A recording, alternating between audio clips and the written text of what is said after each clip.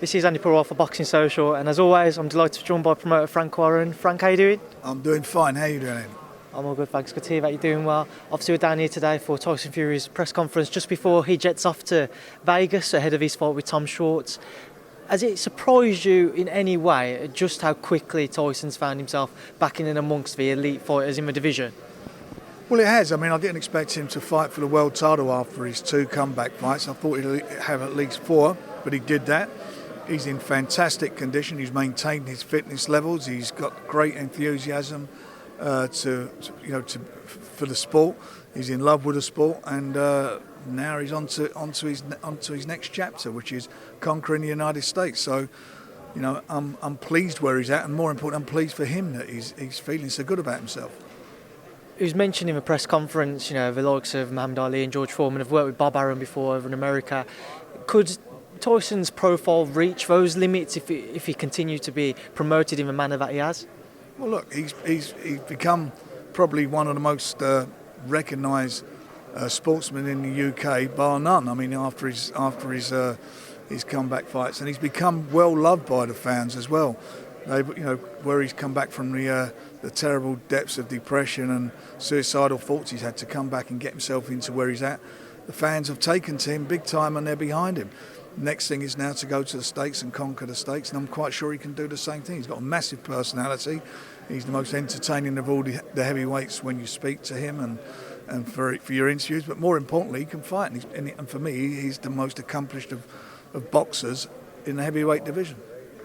Obviously, having gone from the amazing fight with Deontay Wilder to Tom Schwarz, there's obviously that bridge of the gap there that needs to be filled. What type of performance does Tyson need to deliver to show that it was the right move to go and fight someone like Tom Schwarz instead of having that rematch with Deontay? Well, you heard what he said at the press conference. He's all his training is about being in the pocket, and he's looking to make a statement.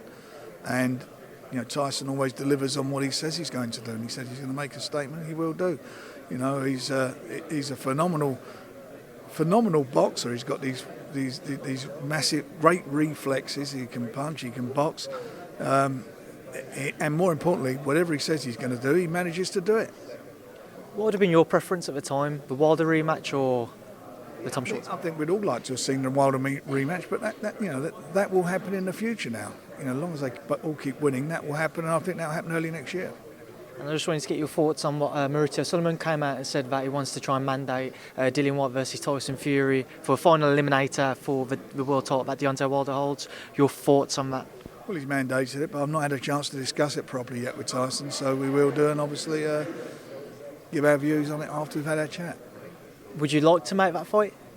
I think any fight for Tyson we'd like to make meaningful fights. Tyson wants to be in meaningful fights. If the fight could be made, then it's a fight obviously we consider. Deontay's he's a creditable opponent for Tyson. There's no doubt about that. I know he's been beaten by Anthony Joshua, but he's a credible opponent. And who knows, down the road that's something we may do.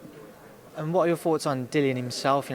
Speaking to Eddie Hearn the other day, he said he's been number 1 position for over 500 days, and he hasn't found himself able to fight for a world title. What are your thoughts on his predicament? Well, I think it's terrible he's in that position. Why didn't they do something about it?